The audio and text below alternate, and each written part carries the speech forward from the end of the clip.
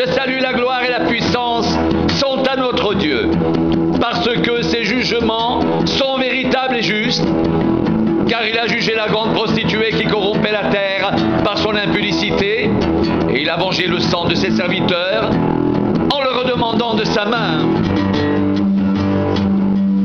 Ils dirent une seconde fois « Alléluia » et sa fumée monte au siècle des siècles. Les 24 vieillards et les 4 êtres vivants se prosternèrent et adorèrent Dieu assis sur le trône en disant « Amen, Alléluia ». Une voix forte sortit du trône disant « Louez notre Dieu, vous tous ses serviteurs, vous qui le craignez, petits et grands ». J'entendis comme une voix d'une foule nombreuse, comme un bruit de grosses eaux, comme un bruit de fort tonnerre, disant « Alléluia, car le Seigneur, notre Dieu Tout-Puissant, est entré dans son règne. Réjouissons-nous et soyons dans l'allégresse et donnons-lui gloire, car les noces de l'agneau sont venues, son épouse s'est préparée. Il lui a été donné de se revêtir d'un fin lin éclatant, pur, car le fin lin, ce sont les œuvres justes des saints. »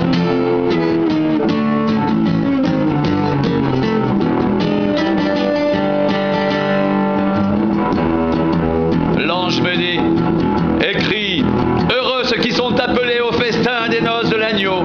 Et il me dit, ces paroles sont les véritables paroles de Dieu.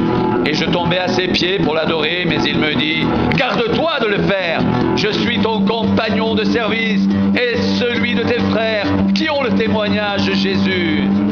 Adore Dieu, car le témoignage de Jésus est l'esprit de la prophétie. Puis je vis le ciel ouvert, et voici parut un cheval blanc. Celui qui le montait s'appelait Véritable, et il juge et combat avec justice. Ses yeux étaient comme une flamme de feu. Sur sa tête étaient plusieurs diadèmes.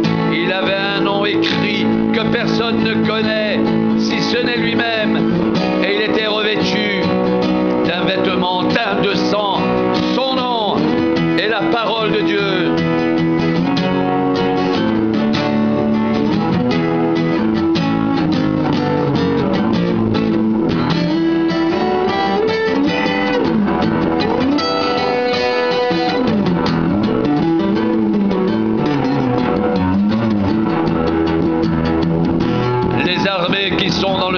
Le suivait sur des chevaux blancs, revêtus d'un fin lin blanc pur.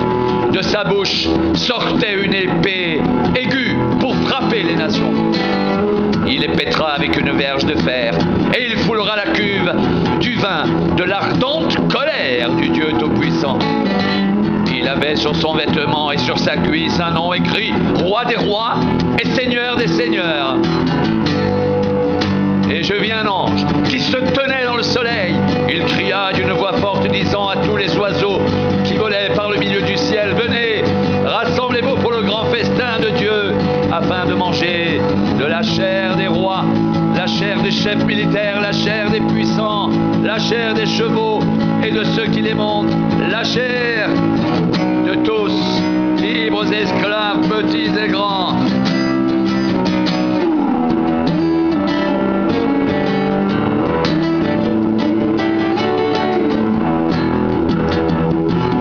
La bête, les rois de la terre et leurs armées rassemblées pour faire la guerre à celui qui était assis sur le cheval et à son armée.